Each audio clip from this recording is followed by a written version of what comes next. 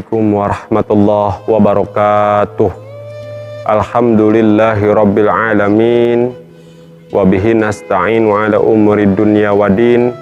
Wassalatu wassalamu ala asrafil anbiya'i wal mursalin. Wa ala alihi wa sahbihi wa dzurriyyatihi wa atbaihi ila yaumiddin. Amma ba'du. Segala puji milik Allah, Zat yang telah menciptakan alam semesta, Zat yang telah memberikan kekuatan kepada kita sehingga kita masih bisa berpuasa di hari yang ke-12 di Ramadan 1441 Hijriah. Salawat beserta salam semoga tetap tercurah limpahkan kehadiran Rasulullah Muhammad SAW kepada para keluarganya, para sahabatnya, para zuriyahnya, serta kita selaku umatnya. Hadirin para pecinta Nabi Sallallahu Alaihi Wasallam, puasa merupakan ibadah yang dimana kita menahan diri dari makan dan minum, mulai terbit fajar sampai terbenam matahari, mulai daripada waktu subuh sampai datangnya waktu maghrib. Hadirin para pecinta Nabi Sallallahu Alaihi Wasallam, itu definisi secara zahir. Maka siapapun di antara kita yang ketika berpuasa memakan makanan atau meminum suatu minuman, batal hukumnya berpuasa. Tapi Allah mengingatkan, karena bulan Ramadan bukan hanya berpuasa, tapi juga pensucian jiwa. Allah berfirman dalam surat Asy-Syu'ara, penggalan ayat 88 sampai 89. Yauma la yanfa'u malu wa la banun illa man atallaha biqalbin salim. Di hari itu harta dan anak-anak sudah tidak lagi berguna kecuali orang yang menghadap Allah dengan hati yang bersih. Pensucian jiwa, pensucian hati. Maka ketika seseorang hatinya bersih, jiwanya bersih, pasti sehat orang tersebut. Sakit zahir itu belum tentu karena zahirnya yang penyebab daripada sakit itu, tapi batinnya, hatinya yang sakit, maka terkuaklah keluar penyakit. Ada seorang ibu datang mengadu kepada suaminya setelah pergi undangan. Kepalanya pusing ketika ditensi darahnya naik tinggi. Kata suaminya, tadi makan apa di undangan? Makan daging kambing. Oh, daging kambing yang menyebabkan kamu naik darahnya jadi tinggi. Hadirin para pecinta Nabi Sallallahu Alaihi Wasallam, ketika ditanya kepada dokter, apakah betul daging kambing bisa menyebabkan seseorang bisa naik darah tingginya? Tapi ada dokter yang bijak bahwa daging kambing sebetulnya biasa saja. Kalau daging kambing bisa menyebabkan darah tinggi, Rasulullah Shallallahu Alaihi Wasallam dahulu punya darah tinggi. Karena Rasulullah paling senang dengan daging kambing. Hadirin para pecinta Nabi Shallallahu Alaihi Wasallam.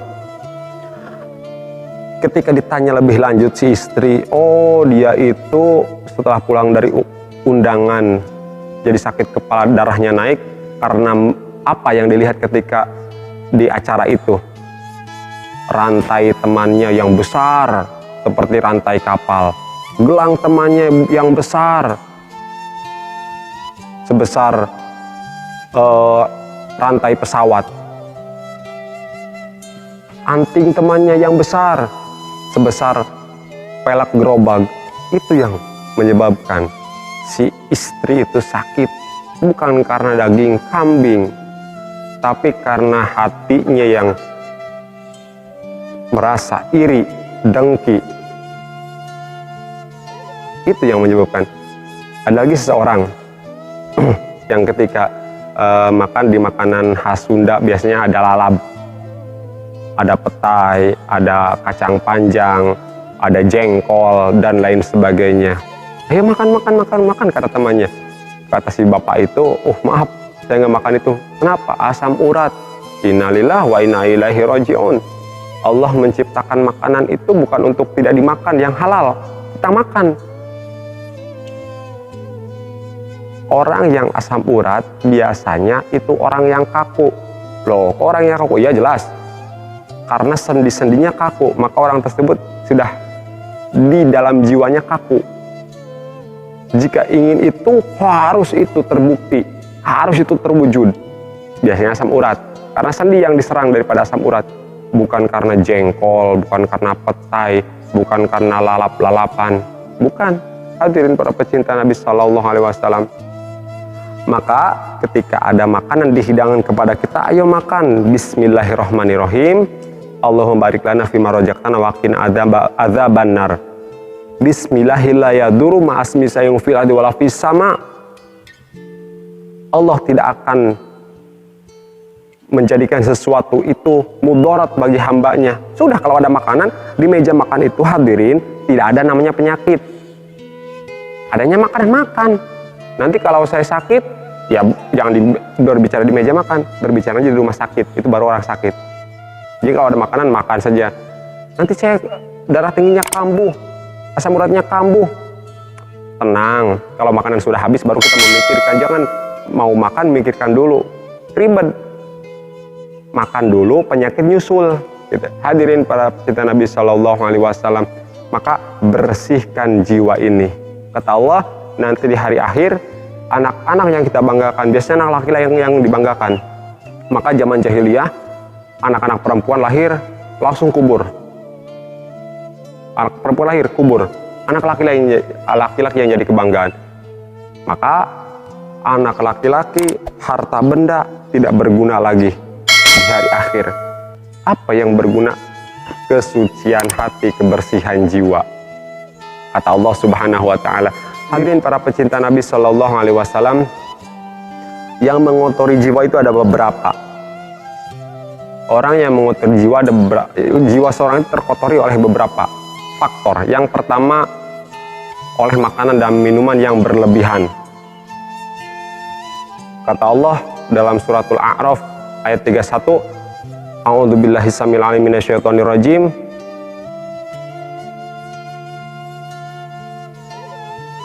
Makanlah, wakulu washrabu wala tusrifu innahu la yuhibbul musrifin. Makan dan minumlah, tetapi jangan berlebih-lebihan. Jelas, kalau kita makan dan minum berlebihan, itu akan mengotori jiwa. Mengapa? Karena kita akan timbul rasa maruk, rasa tomak dalam diri. Apalagi sekarang kita lagi puasa di hari yang ke-12. Biasanya segala makanan ada sebelum berbuka. Cendol ada, es kelapa muda ada, tongseng ada, bakso rudal ada, cilok ada, dan lain sebagainya. Banyak sekali. Maka makanan itu sedikit saja yang kita makan, jangan berlebihan. Mengapa? Kalau berlebihan jelas akan menimbulkan penyakit. Kalau kata bahasa Jerman, kalau kita makan terlalu banyak, kemerkaan. Yang perutnya biasa menampung 1 ember, harus 2 ember. Muntah atau tidak jadi sakit. Makan dan minum tidak berlebihan, supaya jiwa kita tidak kotor. Berbagi dengan yang lain ketika kita sudah banyak makanan. Hadirin para pecinta Nabi Shallallahu Alaihi Wasallam, yang kedua, berlebihan dalam tidur. Orang yang banyak tidur itu tidak akan, hatinya tidak akan bersih. Mengapa? Karena sesuatu yang bisa dilakukan ya dari ketika tidur apa? Tidak ada. Maka sedikitkan tidur, banyak beraktivitas, aktivitas yang baik. Malam sedikitkan tidur, banyak qiyamul lail, akan mensucikan hati, membersihkan jiwa. Jadi jangan terlalu banyak tidur. Tidur dari ba'da isya sampai zuhur. Gawe nata hees jeung hees bae. Teu diuk hees. Tidak jangankan berbaring, duduk, tidur. Jangan terlalu banyak tidur, karena hati akan kotor, jiwa akan kotor. Hadirin para pecinta Nabi Shallallahu Alaihi Wasallam. Dan yang ketiga, berlebihan dalam berbicara. Tentu orang yang banyak salah, orang yang banyak berbicara. Yang banyak berbicara sudah pasti salah.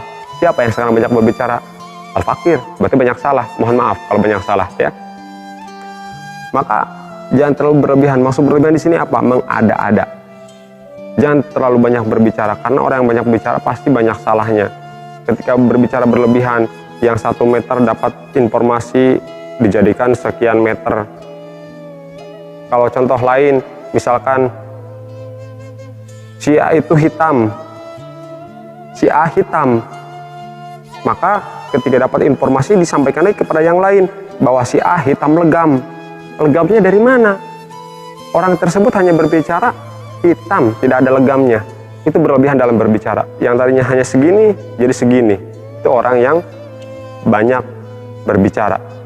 Hati-hati, karena seseorang itu meskipun kita menyampaikan informasi yang sama, daya tangkap seseorang itu berbeda, nanti salah arti. Menyebabkan apa? Sesuatu yang dilaksanakan akan salah juga. Hadirin para pecinta Nabi Shallallahu Alaihi Wasallam. Yang terakhir, bergaul, banyak bergaul, salah. Mengapa banyak bergaul salah? Banyak, kalau kita bergaul, oke, no problem. Tapi kalau kita banyak bergaul, banyak berkumpul, itu akan salah. Apalagi sekarang berkumpul tidak boleh lebih dari 5 orang, maka jangan lebih dari 5 orang. Juga jaga jarak. Hadirin para pecinta Nabi Shallallahu Alaihi Wasallam, banyak bergaul itu akan mengotori jiwa. Karena dalam berkumpul biasanya apa saja diomongkan. Celana naik sedikit saja diomongkan. Itu dalam bergaul. Ya.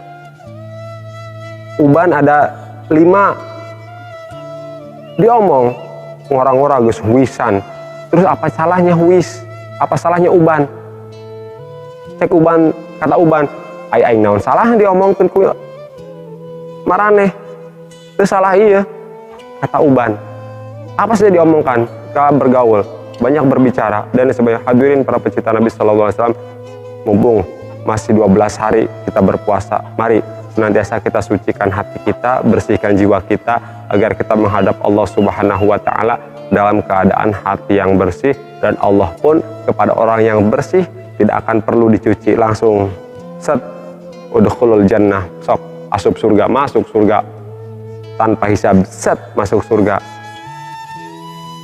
Maka minta kepada Allah supaya hati kita bersih, supaya hati kita sehat, jiwa kita juga bersih, dan mudah-mudahan Allah Subhanahu wa Ta'ala menerima puasa kita yang ke-12 ini.